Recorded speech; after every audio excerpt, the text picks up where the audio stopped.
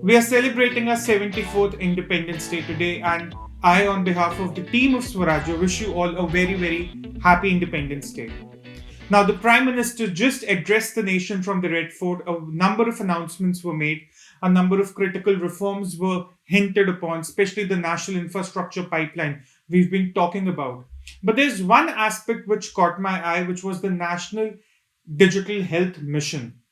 Now, it's not a new concept that's been organized. It's been in discussions. We have read reports about that. But the Prime Minister today made a firm announcement that this is going to be made as the nation has learned its lessons from COVID 19. We've realized the faults in our healthcare system, and the National Digital Health Mission would be to bridge that gap. Now, today we are going to discuss what this health mission would really look like. We're going to look at all the components first of all, because these components, they are going to be critical in the functioning of the health mission. Now, this digital health mission essentially means that all your healthcare is going digitized. So what happens often is when we talk healthcare, the first thing we think of is hospitals, more doctors, more infrastructure, more physical infrastructure, so as to say, which is not wrong. We need more doctors, we need more nurses, we need more people in the healthcare setup. But the digital infrastructure is something which is less spoken about, and we'll discover today why is it really important. So I'll go through the components of this digital health mission, and you can join together at the end to understand how they matter and how they'll be a game changer for healthcare in India. Now, the first aspect is the digital health ID. Now, the Prime Minister, he just announced that every citizen will get a digital health ID. It will probably be on the lines of Aadhaar. Now, why do you need a digital health ID? It is to uniquely identify you. It is to have a unique identifier against your name, against perhaps your Aadhaar card, which will make it possible, that of a digital health ID. So your health ID would be separate from your Aadhaar ID, which you might use, the latter, you might use for several public services. So what happens now? For instance, if you've gone through a surgery in Chennai, let's say in 2018, you have been on the course for the next 6 months after that surgery until the beginning of 2019. But you come to the northern part of India, say not Delhi or Chandigarh. You come here in 2020, and for some reason, the reason you had the surgery, it becomes a problem again. So you do not need to go through the same test here. Using your digital health ID, the hospitals or your doctors, they can access your previous healthcare records, cut out the paperwork, cut out the redundant test, understand the problem more specifically. So we had one nation, one ration card. Now we have one nation, one health ID. And this will be beneficial for people under the Ayushman Bharat as well, because these are people who are migrants. They work in the cities, they live in villages, and often their healthcare records aren't very centralized, aren't very streamlined, aren't very consistent. So, this digital health ID would be very, very beneficial for such people to begin with. The second component would be the National Health Registry. Now, the registry, as the name might sound, it's a register. Now, the register will have two components: one, of those offering those healthcare services, two, of the ones who are going to avail those services. So, for instance, in who's offering the service, it could be your hospitals, public and private, it could be your doctors, it could be your nursing homes, it could be your labs, it could be your test centers, everything that would make a part of the provider registry or the people offering the services. In the beneficiary registry, which is to say, you'll have the list of individuals, everyone who's listing for this digital health mission. Now, the list could be voluntary. The enrollment rather could be voluntary. People may or may not want to sign up for this digital health mission. The details will come out in the late hours. But this registry will enable a collection of all nursing homes, all doctors, all service providers, and people who want to avail those services in a centralized way. That's the second component. The third component, and the most important one, which I think would be beneficial for this digital health mission, is a coverage and claims platform. Now, Ayushman Bharat, 50 crore Indians, they would be under the Ayushman Bharat regime. They are under the Ayushman Bharat regime.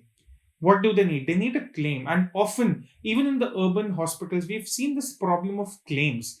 There is a lot of paperwork that goes into claims. You need to furnish every bill, you need to furnish every document there is. And for someone who has their family or ward in the hospital, doing all that paperwork becomes a problem. So, this cash and claims platform, which I believe could be a game changer if it has the following components. One, a policy engine. Now, firstly, for people who are out of the Ayushman Bharat regime, let's say almost 80 crore people, they need to have a way to avail their policies in this digital health mission. And a few experts I spoke to suggested that needs to be a policy engine, that is, policies, all the healthcare policies there are, there could be a number of them, should be in a machine readable format, and there should be a room to update those policies by relevant agencies. Now, for instance, there are a number of theoretical policies with a lot of algorithms, a lot of ifs and buts and else's. There should be a machine readable format for all these policies so that they can be included in this digital healthcare system. Second thing is, there should be the process of the claims should be automated. What right now, what happens? You go to the hospital, you do all the paperwork, you get it signed by perhaps the HR or relevant agencies in the hospital. You then take that paperwork to the insurance company, or someone from the insurance company comes to you, and there's a lot of to and fro which happens in the process.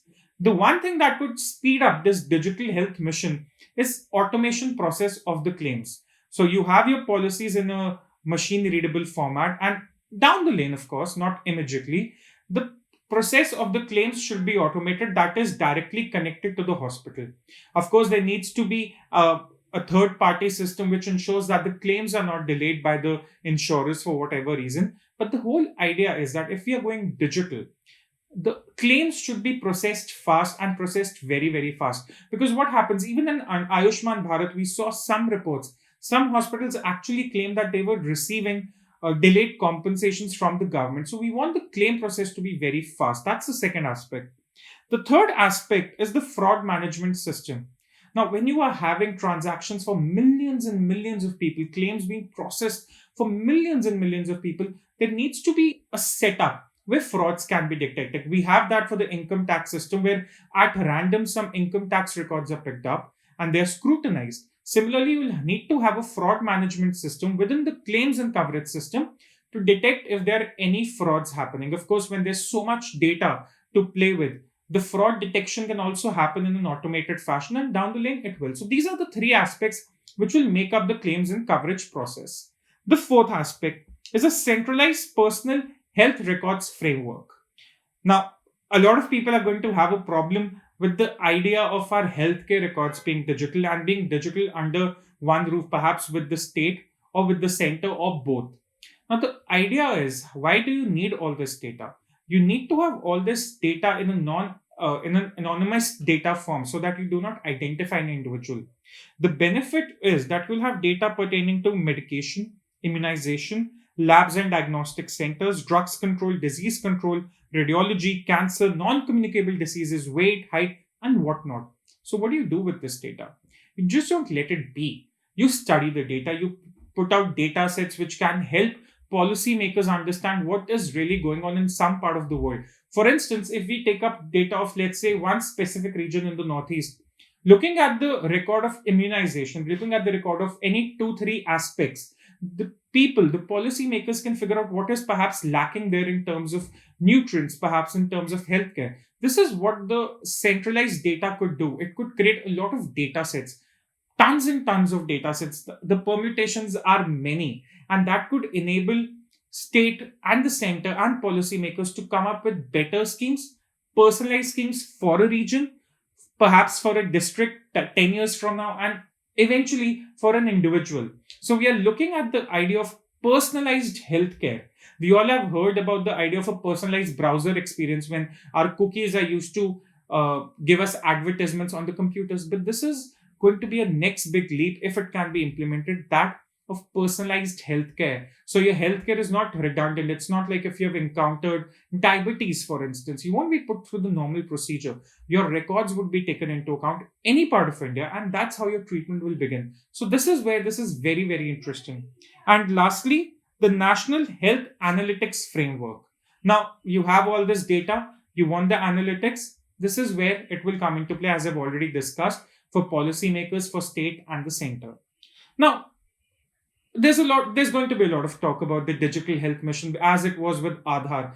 People who question the need of Aadhaar, who question the need of Jandhan banks, a note about which the Prime Minister also made today in his speech. He said people could never imagine that lakhs of crores of rupees would be deposited in Jandhan accounts by millions and millions of people.